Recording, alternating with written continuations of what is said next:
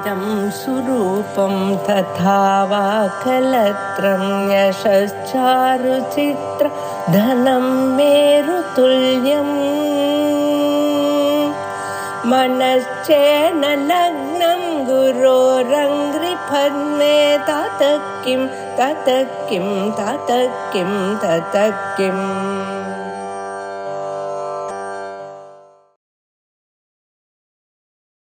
सदाशिवसमारम्भां शङ्कराचार्यमध्यमाम् अस्मदाचार्यपर्यन्तां वन्दे गुरुपरम्पराम्. श्रीगुरुभ्यो नमः. 39வது श्लोकम्. आरामस्मृतिजायमानपुलकस्त्वामत्र रुद्धास्म्यहम् सीतेऽस्म्यादरवानतीव समरारम्भे खरध्वंसिना आशान्तप्रथितप्रतापविसरः किञ्चास्मि रक्षोधम प्रागाकारपिधानमेव ननु ते व्याख्याति सर्वान् गुणान्. இந்த ஸ்லோகமும் சார்துல விக்கிடத்துல இருக்கு. பதச்சேதः आरामस्मृति जायमान पुलकः त्वाम् अत्र रुद्धा अस्मि अहं सीते अस्मि आदरवान् अतीव समरारम्भे खरध्वंसिना आशान्त प्रथित प्रताप विसरः किञ्च अस्मि रक्षः अधम प्राग् आकारपिधानम् एव ननु ते व्याख्याति सर्वान् गुणान्.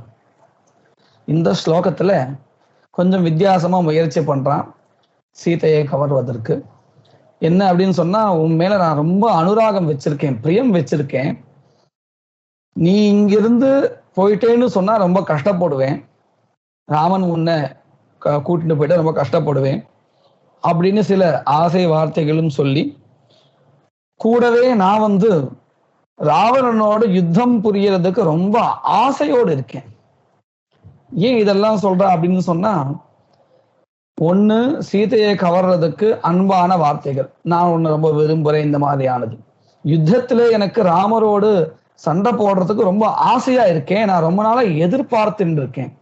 இப்படியும் சொன்னா சீதை பயந்துருவா இல்லையா? அதே மாதிரி நான் ஒன்றும் சாதாரண ஆள் இல்லை, இந்த திக்குகள் எல்லாம் என்னுடைய வீரமானது பரவி இருக்கு. அதனால நான் யுத்தத்துக்காக காத்துட்டு இருக்கேன், சீக்கிரமா வரணும் அப்படின்னு. இந்த மாதிரியான வார்த்தைகள் ராவணன் சீதை கிட்ட சொல்றான். ஆனா சீதை இதுக்கு மயங்காத, அவன் சொன்ன சொற்களை வச்சுட்டு அவனுடைய உண்மையான பிரதாபம் என்னது, உண்மையான பயம் எதுல அப்படிங்கறது தெளிவா சொல்லிடுறான். இதுதான் இந்த ஸ்லோகத்தினுடைய தாத்பரியம். இப்போ நம்ம ஸ்லோகத்துல என்ன சொல்றான்னு பார்ப்போம். சீதே ஆராம ஸ்மிருதி ஜாயமான புலகா, நான் உன்னை இந்த இடத்துல, இந்த வனத்துல வச்சிருக்கேன், கொண்டு அடைச்சு வச்சிருக்கேன். துவாம் உன்னை, அத்திர இந்த அசோக வனத்தில், ருத்தா ஸ்தாபிதா அஸ்மி, உன்னை ஒரு இடத்துல வச்சிருக்கேன், இந்த ஒரு எங்கேயும் போயிடாதபடி வச்சிருக்கேன். இந்த வனத்தை நினைச்சுண்டு எனக்கு என்ன ஆறுது தெரியுமோ, உடம்புல ரோமாஞ்சம் வருது, ஒரு சிலிர்ப்பு வருகிறது. ஏன் அப்படின்னு சொன்னா, இந்த வனத்துல நீ இருக்கிறதுனாலையும் இந்த வனத்தோட நினைப்பு வரும் பொழுது உன்னுடைய நினைப்பு எனக்கு ஏற்படுறது, அதனாலேயே என் உடம்புல ஒரு சிலிர்ப்பு மயிர்கூச்சல் அப்படின்னு சொல்லுவோம், அந்த மாதிரி ஒண்ணு எனக்கு ஏற்படுறது. ஏன்னா அந்த அளவுக்கு நான் உன் மேல ஒரு அனுராகமா இருக்கேன், பிரியமா இருக்கேன் அப்படின்னு சொல்றான். பாருங்க, துவாம் உன்னை, அத்திர இந்த அசோக வனத்தில், ருத்தா அஸ்மி.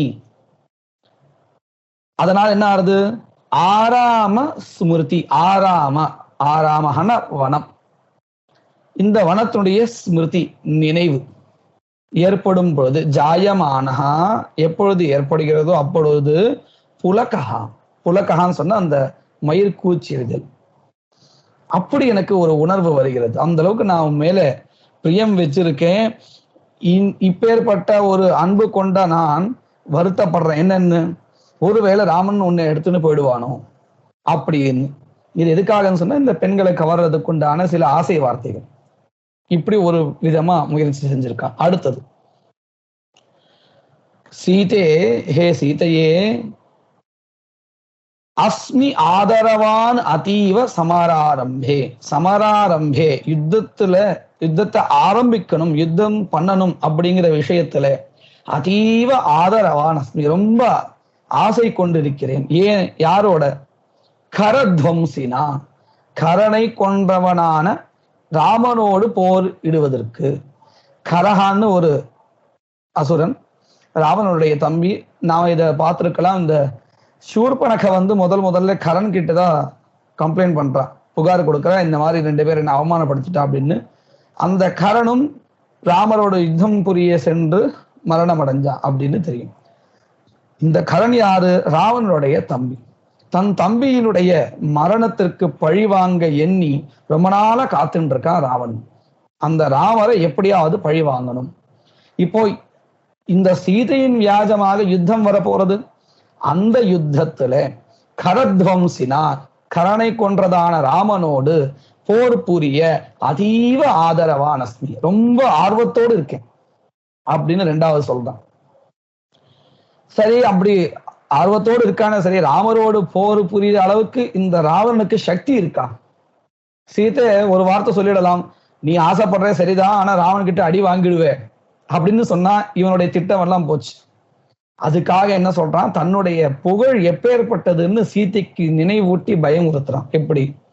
ஆசாந்த பிரதித பிரதாப விசரஹா, என்னுடைய அந்த பிரதாபம் இருக்கே, பராக்கிரமம், இதனுடைய கர்ஜனை, விசரஹான்னா கர்ஜனை, இந்த கர்ஜனை எதுவரையில் சென்றிருக்கு?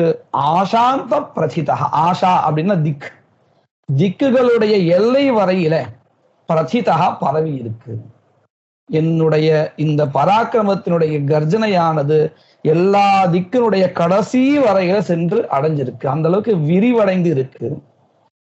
அதனால எனக்கு ராமரோட சண்டை புரியறதுக்கு ஒரு ஆர்வம் மட்டும் இல்லை, அந்த அளவுக்கு பராக்கிரமும் இருக்குன்னு சீதைக்கு போதிக்கிறான். இதெல்லாம் கேட்டுட்டு இந்த சீதை பதில் சொல்றா. இப்போ அதமா ஹே ராட்சசனே, ராட்சசனுள் மிகவும் கீழ்த்தரமானவனே, அதமஹா பிராக் ஆகார பிதானமேவ நனுதே வியாக்கியாதி சர்வான் குணான். தே உன்னுடைய சர்வான் குணான், நீ இப்போ ஏதோ சொல்லிட்டு இருக்கேன், நான் பராக்கிரமி அப்படின்லாம் சொல்லிட்டு இருக்கேன், உன்னுடைய அத்தனை குணங்களும் நீ முன்னாடி ஒரு காரியம் பண்ணினே இல்லையா, அந்த காரியமே உன்னுடைய குணங்கள் எல்லாத்தையும் வியாக்கியானம் பண்ணிடுது. அப்படின்னு அர்த்தம், உன்னுடைய குணங்கள் எல்லாம் அது வெளிப்படுத்துது. எது வெளிப்படுத்தியது? பிராக் ஆகார பிதானம். பிராக் முன்பு நீ என்னை கடத்திட்டு வர்றதுக்காக, ஆகாரம்னா ஸ்வரூபம், பிதானம்னா மறைத்தல். நீ ஸ்வரூபத்தை மறைச்சு, அதாவது ராவணனா வராத ஒரு எதியா ஆகாரத்தை, ஸ்வரூபத்தை, உன்னுடைய அந்த ஒரு ஸ்வரூபத்தை பிதானமேவா மறைச்சு இல்லையா, அந்த ஒரு காரியமே பிராக் முன்பு ஆகார பிதானமேவா ஸ்வரூபத்தை மறைத்தாய் என்ற அந்த ஒரு செயலே என்ன செய்கிறது? தே உன்னுடைய சர்வான் குணான், உன்கிட்ட இருக்கக்கூடிய குணங்கள் எது? பராக்கிரமமா இல்லை பயமா அப்படிங்கிற இந்த விஷயங்கள் எல்லாத்தையும் வியாக்கியாதி தெளிவா எடுத்து உரைக்கிறது. அப்படின்னு என்ன அர்த்தம்? நீ ஒரு வீரனா இருந்தால் சண்டை போட்டுல கூட்டு போயிருக்கணும், ஏமாத்தி போயிருக்கேன்னாலே உன்னுடைய அந்த பராக்கிரமம் எந்த அளவுக்கு இருக்கு அப்படிங்கிறதெல்லாம் உன்னுடைய அந்த வேஷத்தை மறைச்சு வந்தியே அது தெரிஞ்சு போயிடுது. அந்த காரியமே எல்லாம் உன்னுடைய குணங்களையும் வெளிப்படுத்தியது. இது மேலோட்டமான அர்த்தம். இதுல இந்த வார்த்தையை விளையாட்டு எப்படி விளையாடுறா அப்படின்னு சொன்னா, பராக் முன்பு, ஆகார பிதானம். ஆகாரம்னா ஆ என்கின்ற எழுத்து, பிதானம்னா மறைத்தல். நீ சொன்னியே சில விசேஷணங்கள், அட்ஜெக்டிவ் எல்லாம் கொடுத்தா இல்லையா, நான் அப்பேற்பட்டவன் இந்த மாதிரி எல்லாம், அந்த விசேஷணங்கள்ல ஆ என்கின்ற எழுத்தை மறைத்து சொன்னால் அதுதான் உன்னுடைய நிலை என்பதை வியாக்கியானம் படுத்தப்பட்டிருக்கு. அப்படின்னா என்ன அர்த்தம்? உதாரணத்துக்கு ஒரு பதம் சொல்றேன். ஆராம ஸ்மிருதி ஜாயமான புலகா அப்படின்னு பதம் இருக்கு. இதுல ஆ அப்படிங்கிற எழுத்தை மறைச்சாச்சுன்னா, பிதானம் பண்ணியாச்சுன்னு சொன்னா, என்ன கிடைக்கும்? ராமஸ்மிருதி ஜாயமான புலகா அப்படின்னு கிடைக்கும்.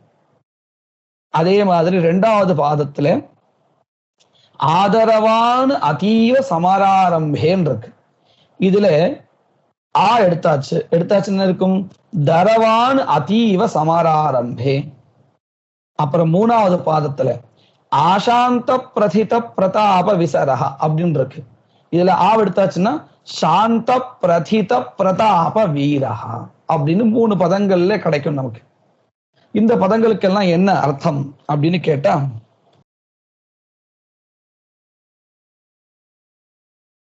முதல் பதம் என்ன சொன்னா அப்படின்னு சொன்னா, நீ இருக்கக்கூடியதான இந்த வனத்தை நினைச்சாலே எனக்கு ஒரு புல்லரிக்கிறதுன்னு சொல்லுவோம், இந்த ரோமாஞ்சம் ஏற்படுறது அப்படின்னு சொன்னா. இப்போ என்ன அடுத்து எடுத்தாச்சு, 6ஆவதுல போயிடுச்சு. இப்ப என்ன அர்த்தம் வருதுன்னு கேட்டா, ராமஸ்மிருதி ஜாயமான புலகா, ராமன் அப்படின்னு நினைச்ச உடனேயே எனக்கு என்ன ஆடுறதுன்னா மயிர் கூச்சிடுது அப்படின்னு அர்த்தம். அந்த அளவுக்கு ஒரு பயம் வந்துடுது. முன்னாடி அந்த சீதையை பத்தி அவன்கிட்ட இருக்கக்கூடியதான அந்த அனுராகத்தை சொல்றதா இருந்தது பதம். இப்போ அவன்கிட்ட இருக்க பயத்தை வெளிப்படுத்தியதா இருக்கு இந்த பதம்.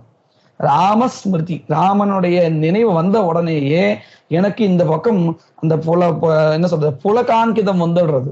பயத்துல, ஆசையில இல்லை. சீதை முன்னாடி சொன்ன பதத்துல என்ன பாவத்துல அவனுக்கு அந்த ரோமாஞ்சம் வந்தது, இப்போ என்ன பாவத்துல ரோமாஞ்சம் வருதுங்கிறது நம்ம கவனிக்கணும். அடுத்தது சமராரம்பே ஆதரவான் அதீவ அப்படின்னு சொன்னான். கரணை துவம்சம் பண்ணினா அந்த ராமரோட சண்டை போடுறதுக்கு நான் ரொம்ப ஆதரவோடு தயாரோடு இருக்கேன்னு சொன்னா இல்லையா. இப்ப என்ன அடுத்து, தரவான், தரஹான்னா பீதி, பயத்தோடு இருக்கேன். என்னன்னு, கரண் போன்ற பலசாலியா இருக்கக்கூடியதான ராட்சசர்களே ராவன் கொண்டுட்டானே, என்னால என்மாத்திரம் அப்படிங்கிற ஒரு பயத்தோட, தரவான பயத்தோடு இருக்கேன்னா. இதுல இந்த யுத்தத்தை ஆரம்பிக்கிறதுல அவர் வரப்போறார், சீதையை கூட்டின்னு போறதுக்காக சண்டை போட போறார். என்ன பண்ணிடுவாரோ, ஏன்னா அவர் சாதாரண ஆள் இல்லை, ஏற்கனவே கரண் போன்ற பலசாலியை கொன்றவர் அப்படிங்கிறதுனால பயம் வருது. அப்புறம் சாந்த பிரதித பிரதாப விசரஹா, முன்னாடி இவன் ரொம்ப புகழ கொண்டு இவனுடைய பராக்கிரமமானது எல்லா திக்குகளையும் கடைசி வரையில போய் சென்று இருந்தது. இப்போ இவனுடைய இந்த தவறான செய்கையினால இவனுடைய புகழ் சாந்தம் ஆயிடுது, நஷ்டம் ஆயிடுது. சாந்த பிரதித பிரதாப விசரஹா, முன்னாடி எப்பேற்பட்ட ஒரு புகழ் இருந்ததோ இப்போ அந்த புகழெல்லாம் அப்படியே அமைதி ஆயிடுது, நாசம் ஆயிடுது. ஏன்? செய்யக்கூடாத காரியங்களை செஞ்சதுனால. இப்பேற்பட்டவனாக நான் இருக்கிறேன் அப்படின்னு அவனுடைய வாயால வந்த பதங்களை வச்சு ரொம்ப அழகா அவனுடைய நிலைய சீதை அவனுக்கு புரியும்படி சொல்லியிருக்க. அடுத்தது 40வது ஸ்லோகம்.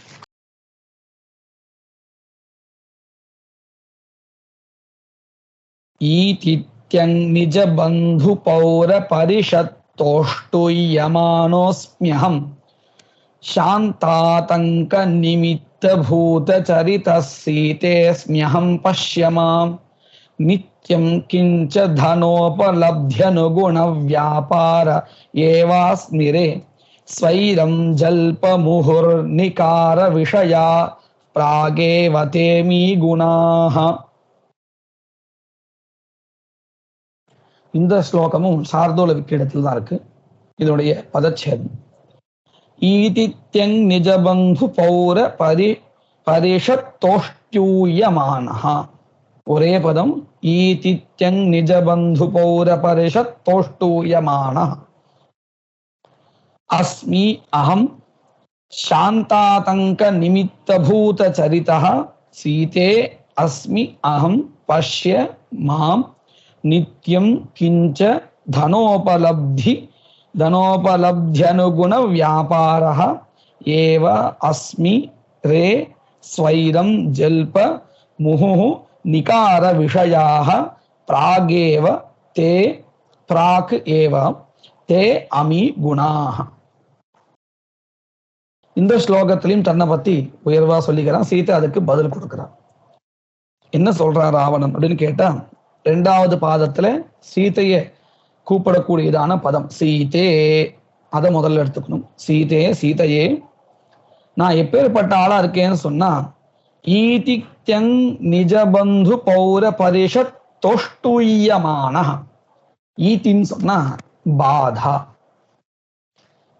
ஈதித்யன் இவனை அண்டி இருக்கிறதுனால இவனுடைய பந்துக்களோ அல்லது அந்த புறவாசிகளோ, இந்த ரெண்டு பேரும் இந்த கவலைகள் இல்லாம இருக்கா, அதனாலேயே இவனை ரொம்ப எப்ப பார்த்தாலும் புகழ்ந்துட்டே இருக்கா. ஏன்னா ஒரு ராஜாவை எப்போ புகழ முடியும், ஒரு குடும்ப தலைவனை எப்போ புகழ முடியும்? அந்த குடும்பத்துல இருக்கக்கூடியவாளோ அந்த நகரத்துல இருக்கக்கூடியவாளோ அந்த ராஜ்யத்துல இருக்கக்கூடியவா எல்லாரும் சந்தோஷமா இருந்து அந்த ராஜாவை கொண்டாடுவா, இல்லைன்னு திட்டுவா. ஆனா இங்க எல்லாரும் என்ன பண்றான், அடிக்கடி ஸ்துதி பண்ணிட்டே இருக்கா. ஏன் அப்படின்னா இவங்களுக்கு எந்த ஒரு கவலையும் இல்லாத அளவுக்கு ராஜ்யம் பண்றானா ராவணன். அதைத்தான் என்ன சொல்றான், ஈதி தியக். ஈத்தின்னா பாதான்னு சொன்னேன், தியக்குன்னா விடுதல் அர்த்தம். பாதையை விட்டவர்கள், கவலை அற்றவர்கள், அப்படி இருக்கக்கூடியதான நிஜ பந்து, நிஜன்னா ஸ்வசிய தன்னுடைய, ராவனுடைய, பந்துன்னா அந்த பந்து ஜனங்கள், பௌர பரிஷத், பௌரான்னா புரே வசந்தி ஏ தே பௌராக, புறவாசிகள். வாசிகள் யாராவது ஒருத்தர் ரெண்டு பேர் இல்லை, பரிஷத், பரிஷத்னா கூட்டம். இந்த பந்து வர்க்கத்தினுடைய கூட்டம், ஜனங்களுடைய கூட்டம். யாரோ ஒருத்தர் ரெண்டு பேர் ராவணன் புகழ்ந்தா அது ஒரு ஸ்லாக்கியம் இல்லை. ஆனா கூட்டம் கூட்டமா இருக்கக்கூடியவா எல்லாரும் சேர்ந்து என்ன பண்றான்னா தோஷ்டுயமான புனఃப்புனகா ஸ்தூயந்து, மறுபடியும் மறுபடியும் இந்த ராவணனை புகழ்ந்துட்டே இருக்கலாம். அந்த அளவுக்கு நான் நல்ல ஒரு ராஜாவாகவும் நல்ல ஒரு குடும்ப தலைவனாகவும் இருக்கேன்னு காமிக்கிறதுக்காக இந்த வார்த்தையை சொல்லியிருக்கேன். அதுக்கப்புறம் சாந்தாதங்க நிமித்த பூத சரிதா, சாந்த ஆதங்கா. இப்பதான் நம்ம சாந்த பதத்துக்கு நாசம் அப்படிங்கிற ஒரு அர்த்தமும் இருக்குங்கிறத பார்த்தோம். இப்ப ஆதங்கம்னா என்னது, நமக்கு பயத்தை தரக்கூடியதான ஒரு செயல். அந்த மாதிரியான பயங்கள் எல்லாம் சாந்தமான சில செயல்களை அவன் செஞ்சுட்டு இருக்கான். அப்படின்னு என்ன அர்த்தம், பயத்தை தரக்கூடியதான செயல்கள் அனைத்தையும் விட்டு விட்டு, நிமித்தம்னா காரணம், ஆதங்க நிமித்தம். ஆதங்கம்னா ஒரு விஷயத்துல வரக்கூடிய பயம், அதற்கு நிமித்தமா இருக்க காரணமாக இருக்கக்கூடிய செயல்கள், சரித்தம், இது எல்லாத்தையும் விட்டு விட்டு இருக்கானா. அப்படின்னு என்ன அர்த்தம், இவனுக்கு எந்த ஒரு கவலையும் இல்லாம இருக்கேன். கவலைங்கிறது எப்ப வரும், நாம இன்னொருத்தருக்கு ஏதாவது புறத்தியாருக்கு தவறு பண்ணியிருந்தா நமக்கு அவங்க எதிராக தான் பண்ணுவாங்கன்னு பயந்துட்டே இருக்கணும். ஆனா அந்த மாதிரியான எந்த ஒரு செயலும் இல்லாம சாந்தனை விட்டு விட்டு வாழ்ந்து கொண்டிருப்பவன் நான். அஸ்மி அகம், இப்பேற்பட்ட என்னை பஷ்ய மாம், என்ன நீ ஒரு தடவை பாரு, உன்னுடைய அந்த பார்வையானது என் மேல விழட்டும். அது மட்டும் இல்லை, நித்தியம் கிஞ்ச அப்படின்னா மேலும், நித்தியம் எப்பொழுதும் நான் எந்த மாதிரியான செயல்களை செய்யறேன்னு சொன்னா, தனோபலப்தியனுகுண வியாபாரா. நான் ஒரு காரியம் செய்யறேன்னு சொன்னா அந்த காரியத்திலிருந்து எனக்கு செல்வம் சேரும். அப்பேற்பட்ட ஒரு காரியத்தை மட்டும்தான் செய்யறேன். அப்படின்னு என்ன அர்த்தம், இவன் செய்த அத்தனை காரியங்களும் லாபத்தை தரக்கூடியதா இருக்கு. ஒரு ராஜாக்கு இதெல்லாம் ஒரு குணங்கள் தானே. அதைத்தான் சொல்றான், தனோபலப்தி அனுகுண வியாபாரா. செல்வம் அடைவதற்குண்டான தகுந்ததான காரியம் எது உண்டோ அதை மட்டுமே செய்பவனாக இருக்கிறேன். இப்பேற்பட்ட என்னை மாம் பஷ்ய அப்படின்னு சொல்றான். இப்ப சீதை பதில் சொல்றா, ரே. நம்ம இந்த பதத்தை பார்த்திருக்கோம். எப்பொழுதாவது யாராவது நீச்சமான முறையில கூப்பிடணும்னு சொன்னா ரே அப்படின்னு கூப்பிடுறது. ஸ்வைரம் யதேச்சம் அர்த்தம். ஸ்வைரம்னா யதேச்சம், உன் இஷ்டப்படி ஜல்பா புலம்பின்றேரு நீ அப்படின்னா, அவன் வாக்கியத்திலே சீதைக்கு எந்த விதமான ஒரு ஈடுபாடும் இல்லை. நீ பாட்டு புலம்பின்றே இரு. முகும் அதுவும் இல்ல, மறுபடியும் முகும்னா மறுபடியும் மறுபடியும் புலம்பின்றே இரு. ஆனா உன்னுடைய இந்த குணங்கள் இருக்கே, எப்பேற்பட்ட குணங்கள், நிகார விஷயாக குணாக. நிகாரஹான்னா திக்காரஹா. சில குணங்களை வச்சு இப்பேற்பட்ட ஒரு குணமா அப்படின்னு சொல்றோம் இல்லையா, அந்த சி அப்படின்னு தமிழ்ல சொல்றோம், சமஸ்கிருதத்துல திக்காரம் சொல்லுவாங்க. திக் அப்படின்னா நீச்சமான குணங்கள்னு அர்த்தம். இந்த நீச்சமான குணங்கள் இருக்கே, அந்த குணங்கள் உன்னுடைய உன்னுடைய அமீ குணாக. இந்த குணங்கள்லாம் எந்த குணங்கள், இப்போ மாற்றான் மனைவியை கொண்டு தன்னுடைய இடத்த வச்சுருக்கான் இல்லையா, இதெல்லாம் தவறான குணங்கள். இப்பேற்பட்ட இந்த குணங்கள் அமீ குணாக, இந்த குணங்கள் தே உன்னுடைய அமீ குணாக, இந்த தவறான குணங்கள் பிராகேவ நிகராக விஷயாக நிகார விஷயா, முன்னாடியே எனக்கு தெரியும் இதெல்லாம் அந்த திக்காரத்துக்கு உண்டான குணங்கள், தவறான குணங்கள், இது எனக்கு தெரியும் அப்படின்னு சீதை சொல்ற. இது மேலோட்டமான அர்த்தம். இதனுடைய உள்ளர்த்தம் என்னது? நிகார விஷயாக, பிராகேவ நிகார விஷயாக, நீ உன்னை புகழ்வதற்காக எத்தகைய சொற்களை உபயோகித்தாயோ விசேஷணமாக, அட்ஜெக்டிவாக, அந்த சொற்களுக்கு பிராகேவ முன்பாக நிகாரஹா யோஜனீயா, நீ என்கின்ற எழுத்தை சேர்த்து வைத்து சொல்ல வேண்டும். முன்னாடி நம்ம படிச்ச ஸ்லோகத்துல இருந்தது சாவிதாட்சரம், ஒரு எழுத்தை நீக்க படிச்சோம். இப்போ சொல்லியிருக்கிறது அதிதத்தாட்சரம், ஒரு எழுத்து கொடுத்து இதை சேர்த்துக்கோன்னு சொல்றது. எந்த எழுத்து? நீ அப்படிங்கிற நிகார, நீ என்கின்ற எழுத்தை பிராகேவ முன்பாக, எதற்கு முன்பாக? உன்னை நீ பெருமையா சொல்றதுக்கு எந்த சொற்கள் எல்லாம் உபயோகித்தாயோ அந்த பதங்களுக்கு முன்பாக சேர்த்து கொள்ள வேண்டியது. அப்படி சேர்த்தா என்ன ஆயிடும்? ஈதித்யங்க இருக்கு இல்லையா, நீ சேர்த்தா நீ பிளஸ் இ சவரண தீர்க்க சந்தி வரும், வந்தா நீ அப்படின்னு ஆயிடும். இ பிளஸ் இ சேர்த்தா என்ன ஆயிடும்? ஈ அப்படின்னு ஆயிடும் இல்லையா? இப்போ ஈ இருக்கு, அதுக்கு நீ சேர்க்க போறோம். சேர்த்தா நீதித்யங் நிஜபந்து பௌர பரேஷ தோஷ்டூயமான அப்படின்னு பதம் கிடைக்கும். ரெண்டாவது சாந்த ஆதங்க நிமித்த பூத சரிதகான் இருக்கு, அதுல நீ சேர்த்தால் நிஷாந்த ஆதங்க நிமித்த பூத சரிதகான்னு பதம் கிடைக்கும். அதுக்கப்புறம் மூணாவது பாதத்துல தனோபலப்தியனுகுண வியாபாரகான் இருக்கு இல்லையா, அந்த இடத்துல நீ சேர்த்தா நிதனோபலப்தியனுகுண வியாபாரகான்னு பதம் கிடைக்கும். இந்த பதங்களுக்கு எல்லாம் என்ன அர்த்தம் அப்படின்னு நம்ம பார்க்க போறோம். ஒவ்வொரு ஸ்லோகத்திலையும் இதுக்கு என்ன அர்த்தம் பார்க்க போறோம், ரொம்ப சுலபமா பார்த்துட்டு போறோம். ஆனா இந்த பதங்களை சமஸ்கிருதம் படிச்சு நாம அந்த அர்த்தத்தை கண்டுபிடிக்கும் பொழுது ஒரு சந்தோஷம் ஏற்படுமே, கண்டிப்பா அதை ரசிக்க வேண்டிய ஒண்ணா இருக்கு. சுயமாவே முதல் தடவை படிக்கும் பொழுதும் கூட நமக்கு அந்த எந்த இடத்துல இவர் எந்த எழுத்தை மாத்த போறார் அப்படிங்கிற விஷயம் எல்லாம் தோணும் பொழுது எங்கேன்னு தேடி தேடி பார்க்கும்போது ஒரு இடத்துல இங்கதான் இருக்கும்னு நம்ம நினைச்சுட்டு கண்டுபிடிப்போம். கண்டுபிடிச்சதுக்கு அப்புறம் நம்ம அந்த ஸ்லோகங்களை மறுபடியும் பார்த்து இதுதான் சரியா கண்டுபிடிச்சோன்னு ரொம்ப ஒரு சந்தோஷம் வரும். ஏன்னா அந்த அளவுக்கு சிரமப்பட்டிருக்காரு.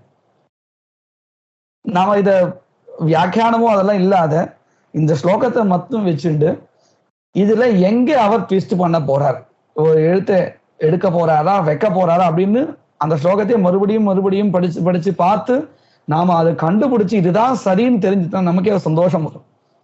ஏன்னா அதை கண்டுபிடிக்கிறது ஒரு கஷ்டம். அப்படி எழுதியிருக்கார்.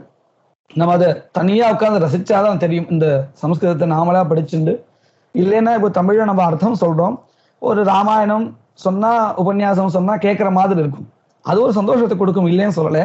ஆனா ஸ்வயமா மொழி தெரிஞ்சு நாம அதுல ஸ்வயமா ஒரு உழைப்பு கொடுத்து அந்த எழுத்து கண்டுபிடிச்சோம்னா ரொம்ப சந்தோஷம் இருக்கும், அதை அனுபவிக்கணும். இப்ப இந்த பதங்களுக்கு எல்லாம் என்ன அர்த்தம்னு பார்க்க போறோம். நீதித்யங் நிஜ பந்து பௌர பரிஷத் தோஷ்டுயமானஹா அப்படின்றது என்ன அர்த்தம்? இந்த பந்துக்களோ இல்ல அந்த புற நிவாசிகளோ இந்த ராவணனை மறுபடியும் ஸ்தோத்திரம் செய்யறா, ஸ்துதி பண்றான்னு சொன்னோம் இல்லையா, எந்த மாதிரியான பந்துக்கள்? நீதித்யங், அதாவது முன்னாடி நம்ம ஈதித்யங்னு சொன்னோம். ஈதின்னா பாதா, இந்த ராவனுடைய ஆட்சியில எந்த ஒரு குறையும் இல்லாத கவலைகளை விட்டவர்கள் அப்படின்னு அர்த்தம் கிடைச்சது. ஆனா இப்போ நீதித்யன், நீதியை விட்டவர்கள். ஏன்னா ராவணன் இந்த தப்பு பண்ணிருக்கான், இந்த தப்பு பண்ணிருக்கான்னு சொன்னா மக்களோ பந்துக்களோ என்ன பண்ணணும்? நீ பண்றது தப்பு, இப்படி பண்ணாதேன்னு புத்திமதி சொல்லணும், ஹிதைஷியா இருக்கணும். அதுதானே பந்துக்கள். தவறு பண்ணும் பொழுது நல் வழியில இப்படி பண்ணணும் அப்படி பண்ணக்கூடாதுன்னு சொல்லக்காதானே பந்துக்கள். பந்துன்னு சொன்னாலே அதுதான் அர்த்தம், நம்முடைய நலனை விரும்புபவர்கள். புறவாசிகளும் அப்படித்தான். ஆனா அவங்க இப்ப என்ன பண்றாங்க? ராவணன் சொன்னா இல்லையா, என்ன எல்லாரும் புகழ்ந்துட்டு இருக்கா அப்படின்னு. அப்படி புகழ்றான்னு சொன்னா அவங்க எல்லாம் யாரு? நீதியை விட்டவர்கள். ராவணன் பண்ண காரியங்களை பார்த்து திட்டணும், நீ இப்படி பண்ணக்கூடாதுன்னு அறிவுரை சொல்லணும். அதை பண்ணாத இவங்க என்ன பண்ணிட்டு இருக்கான், இவன் புகழ்ந்துட்டு இருக்கான்னு சொல்றான். அப்ப அவங்க எல்லாம் யாரு? நீதியை விட்டவர்கள். அப்பேற்பட்ட அவர்களால் நீ துதிக்கப்படுகிறாய் அப்படின்னு சொன்னா இது என்ன பெருமையா? இகழ்வு தானே. அப்படிங்கிறத சீத்தை அந்த ராவணனுக்கு புரியும்படி சொல்றான். நீதித்யன் நிஜபந்து பௌர பரிஷத் தோஷ்டுயமானா. இரண்டாவது பதம் நிஷாந்தாதங்க நிமித்தபூத சரிதா. நிஷாந்தா அப்படின்னா அந்த புறம்னு பேரு. பழைய காலத்துல அந்த புறம் இல்லையா, அங்க இருக்கக்கூடியவாளுக்கு ஆதங்கம்னா பயம். இந்த பயத்தை ஏற்படுத்தக்கூடியதான காரியங்களை செய்பவன். முன்னாடி என்ன அர்த்தம் வந்தது? இந்த ஆதங்கங்கள்லாம் வரவே வராதபடி காரியங்கள் செய்பவன், நல்ல காரியங்கள் மட்டும் செய்பவன் அப்படின்னு தன்னை சொல்லிட்டான். ஆனா இப்ப என்ன அடுத்து? நிஷாந்த ஆதங்க நிமித்த பூத சரிதா. அந்த புறத்துல இருக்கக்கூடியதான பட்ட மகிஷிகள், அவர்களுக்கெல்லாம் பயத்தை தரக்கூடியதான காரியங்களை செய்பவன் நான். ஏன் அவங்களுக்கு பயம்? இப்ப பாருங்க, மந்தோதரின்னு பேரு, ராவனுடைய மனைவி பேர். இவன் பண்ணது பரதாராபகரணம், மாற்றான் மனைவியை கடத்தி வந்துச்சுக்கான். இது ஒரு தப்பு. இதனால இதனாலேயே அவங்களுக்கு ஒரு பயம் உண்டு. நம் கணவர் தவறான வழியில போயின்னு இருக்காரு, இது பாப செயல்கள் அப்படிங்கிற ஒரு பயம் உண்டு அந்த புறத்தில் இருக்கக்கூடியதான மந்தோதரி போன்றவர்களுக்கு. இன்னொன்னு, இதனுடைய விளைவு என்ன வரப்போறது? இப்போ ராவணன் ஒரு புத்தியில இச்சாவசத்தினால புத்தி வேலை செய்யாம இருக்கான். அவனுக்கு விளைவு என்னன்னு தெரியாது.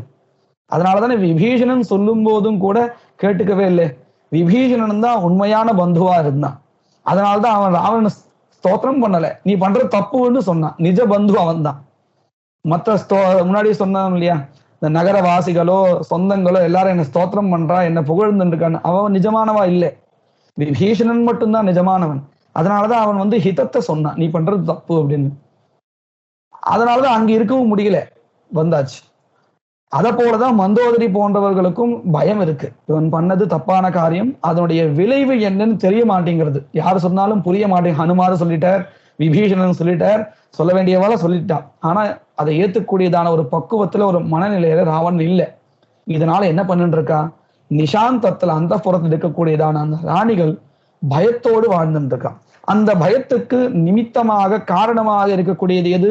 இந்த ராவணனுடைய செயல்கள். அப்பேற்பட்ட செயல்களை கொண்டவன் ராவணன் நான் அப்படின்னு தன்னைத்தானே சொல்லிக்கிறான்.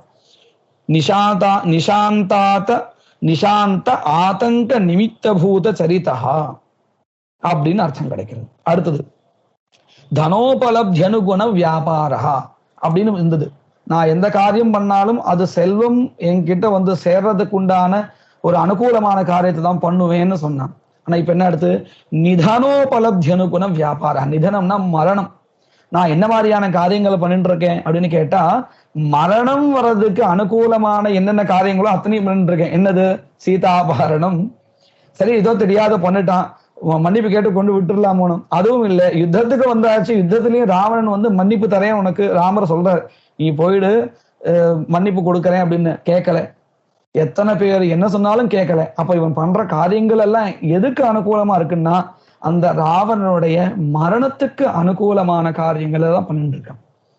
அதனால நிதனோபலப்தி அனுகுண வியாபாரா அகமஸ்மி அப்படின்னு தன்னைத்தானே சொல்லிக்கிற மாதிரி. இப்படியாக ராவணன் சொன்ன சொற்களையே மறுபடியும் அவனுடைய யதார்த்த நிலைய ராவணன் தன்னை பத்தி பொய்யா சொல்லிக்கிறான், அதிகப்படியா சொல்லிக்கிறான். ஆனா சீதை, நீங்க நல்லா கவனிக்கலாம், சீதை மறுபடியும் ஒரு எழுத்து மாத்தியோ இல்ல சேர்த்தோ கொடுக்கும் பொழுது அது யதார்த்தமா தான் இருக்கும். அதுதான் இந்த காவியத்தினுடைய ரொம்ப ஒரு உயர்வான குணம். ராவணன் தன்னை பத்தி உயர்வா சொல்ல எத்தனை தடவை பொய் சொல்றான். ஆனா சீதை ஒரு இடத்துலயும் கூட ராமரை பத்தி உயர்வா சொல்றதுக்காக பொய் சொல்லல, தன்னை பத்தி ஒரு பொய்ய சொல்லல, ராவணன் பத்தி கூட பொய் சொல்லல. நீ ஆமா நீ மகா பலசாலிதான், நீ பராக்கிரமிதான்னு சொல்லல. இருக்கிறபடிதான் சொல்லிட்டு இருக்கான். சீதை சொல்ற அத்தனையும் யதார்த்தமான உண்மையை. இப்பயும் பாருங்க, பெண்கள் உன்னுடைய அந்தப்புறத்துல கஷ்டப்பட்டு இருக்கான் அப்படிங்கிற விஷயத்தையோ, உன்னை ஸ்தோத்திரம் பண்றவாலாம் யாரு? உனக்கு நீதி சொல்றவா இல்லை, உனக்கு ஹிதம் பண்றவா இல்லை, நீ நல்லா முழிச்சுக்கோ. உன்னை புகழ்பவெல்லாம் யாரு? உன்னுடைய ஹிதத்தை விரும்பாதவா. ஹிதம் விரும்புறவான் தான் என்ன பண்ணுவான்? ஸ்தோத்திரம் பண்ண மாட்டான், யதார்த்தத்தை சொல்லுவான், விபீஷணன் மாதிரி. இப்படி யதார்த்தத்தை தான் சொல்லிட்டே இருக்கா சீதா. இந்த காவியத்தினுடைய ஒரு உயர்வான குணமே அதுதான். சீத்தை சொல்றது எதுவுமே அதிகப்படியா கிடையாது. ராவணன் சொல்றது அத்தனையும் அதிகப்படி, சீத்தை சொல்றது அத்தனையும் யதார்த்தம். இப்படியாக ரொம்ப அழகா காவியத்தை அமைச்சிருக்க. மேற்கொண்ட ஸ்லோகங்கள் வருங்காலத்துல பார்க்கலாம்.